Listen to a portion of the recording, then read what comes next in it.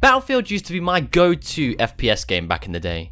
Me and the boys on Operation Metro trying to plant some bombs, Conquest on Operation Firestorm where we just clutched a win are some of my fondest memories on the Xbox 360. But there's no arguing that Battlefield has lost a lot of steam over the past couple of years, and most fans of the franchise have been sorely disappointed with the recent title, Battlefield 5. The game just wasn't popular, mainly due to the reveal of the title. People struggled to decipher the game setting, EA pushed an agenda that people didn't want shoved in their face, and despite their best efforts to revive the game with a better launch trailer, they just couldn't escape the nightmare they had created with the game. From PR problems to bugs to a rushed development, this game was set up for failure. Today I figured we'd take a look at the highs of the Battlefield franchise, what made these games so good, the awful release of Battlefield 5, and finally what players want from a Battlefield game, because with their recent installment, DICE and EA alienated many Battlefield fans trying to appeal to the wrong audience. Just a reminder that if you have any thoughts on this topic, please don't hesitate to put them down in the comments just below the like button, or you can catch me live to talk about it on twitch.tv/FrostCodeTTV every Tuesday, Thursday and Sunday. Without further ado, this is the fall of the Battlefield franchise.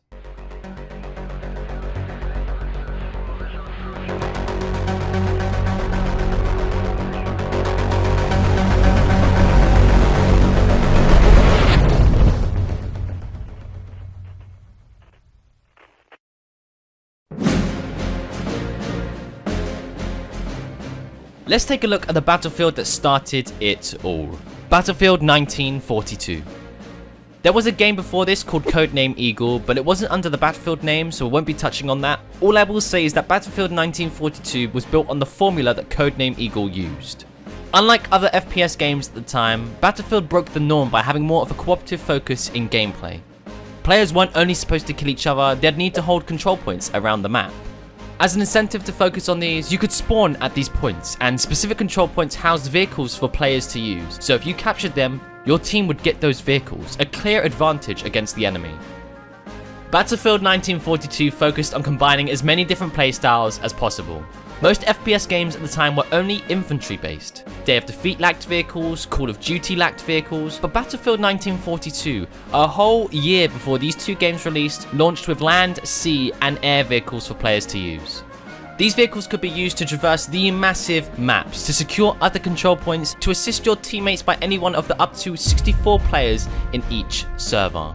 Not many games at the time came close to any of this. Call of Duty and Day of Defeat server size was dwarfed by Battlefield's, and with the maps that Battlefield had, these games just couldn't compete. The sheer scale of this game is what made Battlefield, Battlefield. The fact that players could do basically whatever they liked since nothing was scripted is what made this game so monumental at the time. DICE took Battlefield 1942, acknowledged their core player base, the good aspects that made the game, and produced two new titles in the following years: Battlefield Vietnam and Battlefield 2.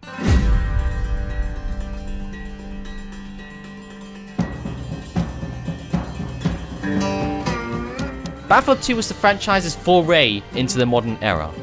Whilst the title had many changes to gameplay that made the original game so popular, these were all in the spirit of teamwork and collaboration, just as both of the previous games. Squads were introduced into the game, providing mini tactical teams of strangers to talk to, or if you had 6 friends, you could all hop into a squad and become a powerhouse. You could coordinate your attacks with your squad more effectively with voice over IP. You could only spawn on your squad leader, which feels weird to say, but honestly, I can see the appeal. You'd need to be much more tactical as a squad leader, ensuring you don't die to continue your push forward should any of your squad members fall. Battlefield 2 maintained the big scale of maps seen in previous installments, and with a healthy server size of up to 64 players, many PC gamers of this era have such fond memories of the title. There are still ridiculous amounts of people playing the game today, despite the closure of the GameSpy servers in 2013, showing what a massive release this game was. The modern era was definitely the right call for Battlefield's direction, and subsequent games would follow this trend. But there was a game that stepped into the far future. Battlefield 2142. I figured I should mention this game because whilst not as big, it still has its fans. My dad is one of them.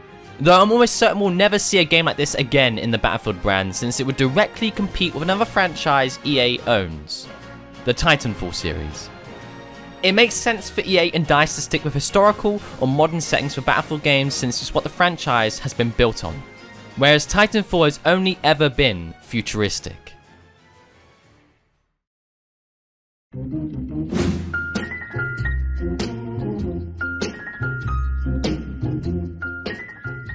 With that said, Bad Company was the next title in the franchise, and whilst limited by the 7th generation's console capabilities, it did take steps in the right direction.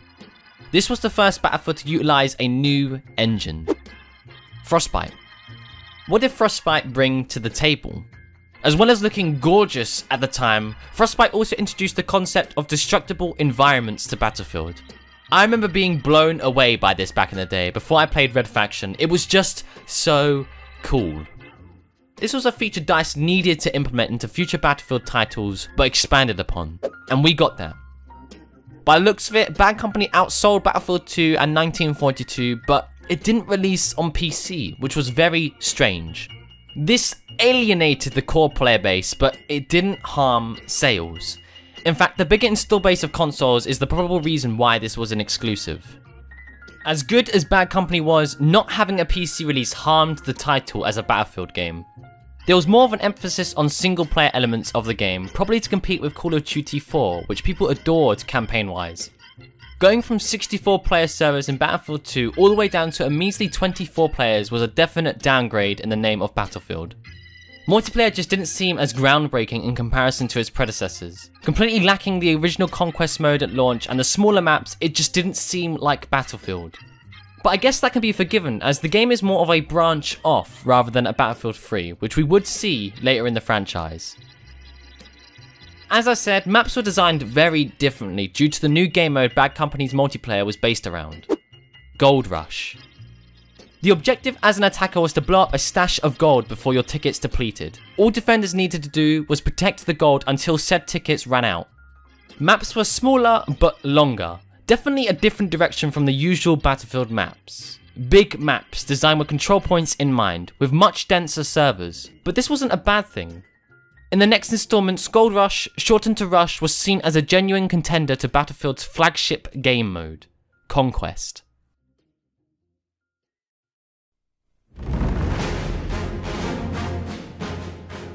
Battlefield 1943 took Battlefield back to its roots, sort of.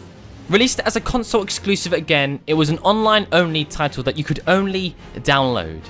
Conquest returned as the primary game mode once again, lacking Rush entirely, with all the maps being built around that. The game also utilised Frostbite 1.5, meaning destructible environments from Bad Company made their way over to 1943. The title didn't really innovate on the Battlefield formula, more so just stuck to what works for Battlefield, which is not a bad thing. Players recognised this, and 1943 became bigger than Bad Company sales-wise. The only thing letting this game down was the small server size again, due to the limitations of the console generation. And this leads us to the release of Bad Company 2, which many renown as the best Battlefield game to date. So many people still play this game and are so fond of it. But what makes this a very good Battlefield? Well, firstly, this Battlefield was brought back to PC gamers, where it all started. With this, an increased player count, but only to 32 players on the PC edition, and still only 24 players on consoles. But this wasn't all bad. As like with Bad Company 1, the maps were designed to be smaller, focused around the Rush game mode. This made servers feel reasonably populated, but not overpopulated to the point where you're constantly dying. Many also appreciated the skill needed to use weapons effectively in the game. You could use any gun, but it would take time for you to master that weapon. As well as free DLC, which brought new maps and game modes, DICE also released an expansion pack to the game, Bad Company 2 Vietnam. This gave a very different spin on Bad Company 2, as it was originally set in the modern era, but fell back in time with this expansion pack. That means anyone who wanted to play a Battlefield set in the past, they could buy Bad Company 2 and get the best of both worlds. To my knowledge, this is the only time DICE have done something like this, and I think they should do it again. It gives the game insane replayability, as it gives players 2 different time zones to choose from. One day you may want to play in the modern era, the next you might fancy a trip to the past.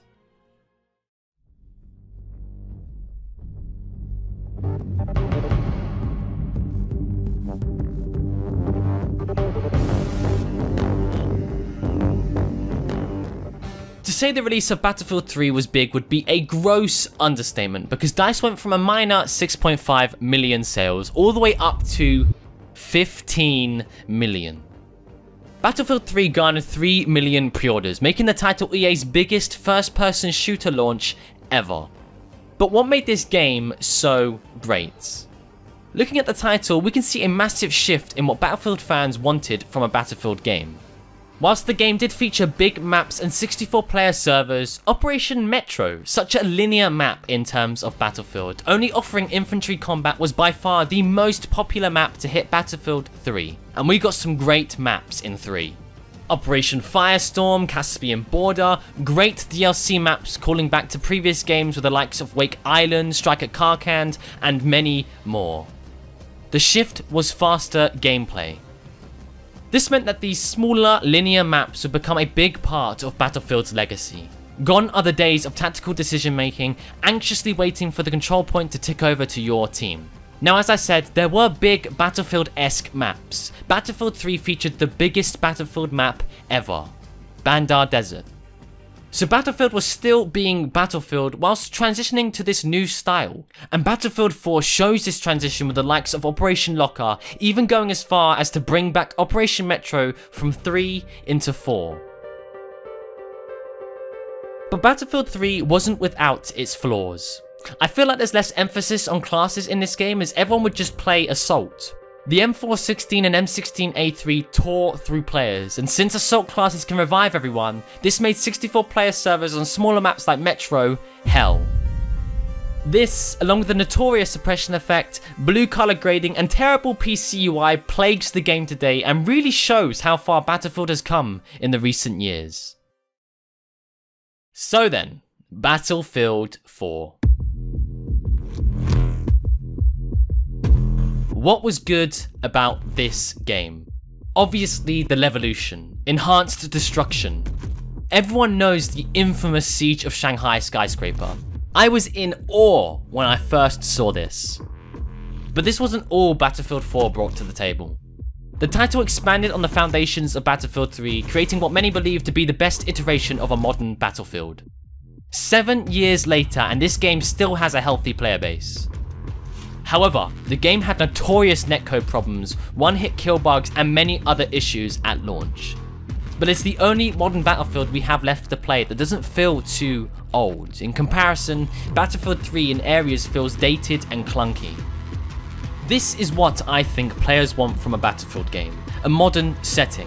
Just take a look back at what people suggest the best Battlefields are. Bad Company 2, Battlefield 3, Battlefield 4. These are all set in Modern Warfare, and also demonstrates how the core player base has shifted its focus to faster gameplay over slower, more tactical gameplay. This is something hardcore Battlefield fans from the days of Battlefield 2 would disagree with, the shift to faster gameplay. But as consoles arguably became the primary platform with a larger potential install base, the shift was inevitable.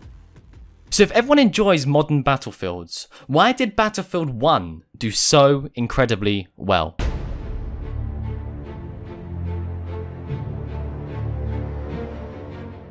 Battlefield 1. In a time where players were getting sick of futuristic Call of Duty games releasing, this is the probable reason why Battlefield 1 did tremendously well in comparison to any other Battlefield title. 25 million players played the game as Battlefield went back to the past for World War I. But why did this game have 10 million more players than Battlefield 3? Aside from the option to play the game for free sometimes, let's get this out the way real quick. Call of Duty players from Infinite Warfare's poor release shifting over to Battlefield to enjoy some boots on ground action with the addition of vehicles. With this game, maps returned to their bigger counterparts, embracing conquest once again. However, some of the maps were more on the longer side rather than overall bigger side, which can add to the linearity since most of them were designed with the new Operations game mode in mind. This mode had players fighting over a series of important battles between 1914 and 1918 on the front lines. It was like Rush, but with capturing flags rather than bombing something important. Tell me, were you a fan of Operations? I'd love to know.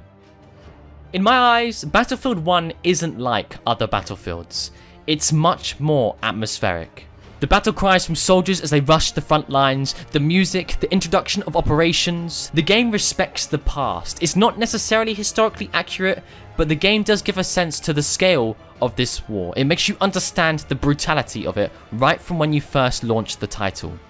After each map, you get a small monologue about the outcomes and potential outcomes of each battle.